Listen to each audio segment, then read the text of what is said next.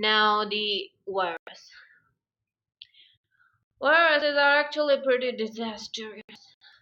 They are actually pretty deadly. So one of the virus is the coronavirus that shook our world with hesitations, or it brought the death of the body that it lived in. So it's not just the coronaviruses or ancestors that has suffered from the similar viruses that eliminated their whole generations just in the few years or few months. These include the dengue virus. The dengue virus, which is present nowadays, is not that severe as compared to the ones that were in past. It actually gave no opportunity for the body to survive, and it just killed them one by one. And these are the diseases that spread human to human as well. So it has to be we have to be very cautious with them.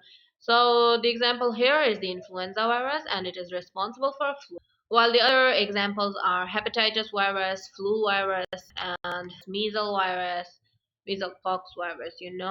Now the protozoa, it is a unicellular microorganism. It is also a eukaryotic organism, mean it has the nucleus. True nucleus means the genetic material is protected. Now it can be free living or parasitic.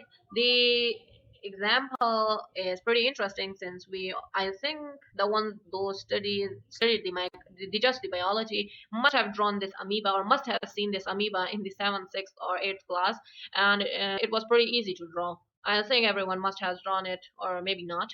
Well, it has false feet. The extension that is coming out from it. These are called as pseudopodia, and this is just the extension of the amoeba that helps it to move. There are a lot of other characteristics, but this amoeba is not harmful or anything.